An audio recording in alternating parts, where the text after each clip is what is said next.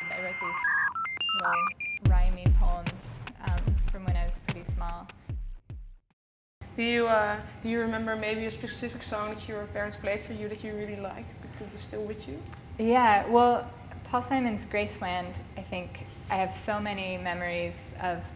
We lived really close to the ocean growing up, and we would take our vans. We had this silver van, and we would drive it on these windy roads to get to the beach, and I'd always be kind of sick by the time we arrived, and we would listen to Paul Simon's Graceland, and so those songs I still think that record's amazing, and I still go back to it and still listen to it pretty often, and I feel like it's very connected to my time and experience as an adult, and it's also very connected to my time and experience as a child.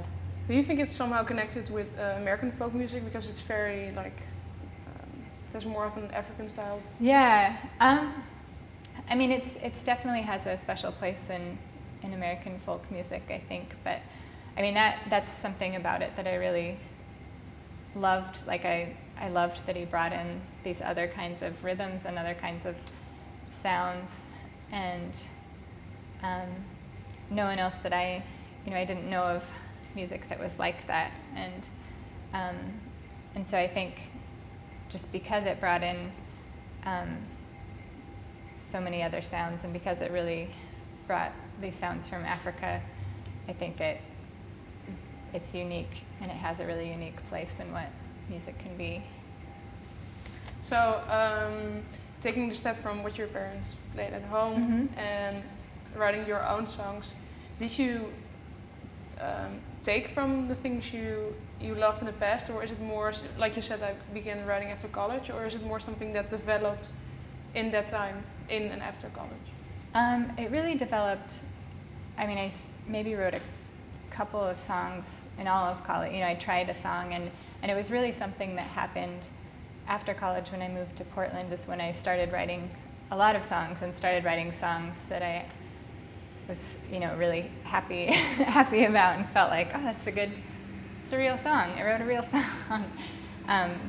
So I think the bulk of what I've done really didn't start until after college.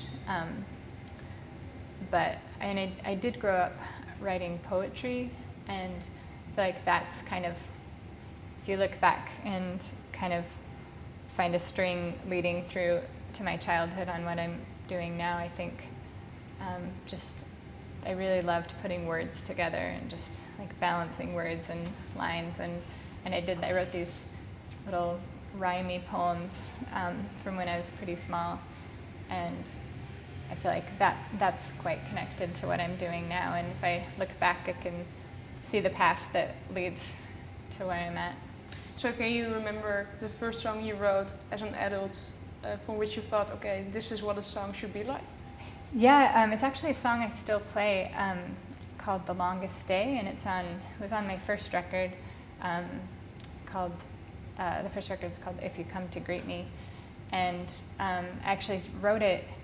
I was staying at a friend's house in between houses for 2 months. I was staying at a friend's house, and there was some problem in the wiring of her house where it was a fire hazard, and the power company had to turn the power off for a weekend.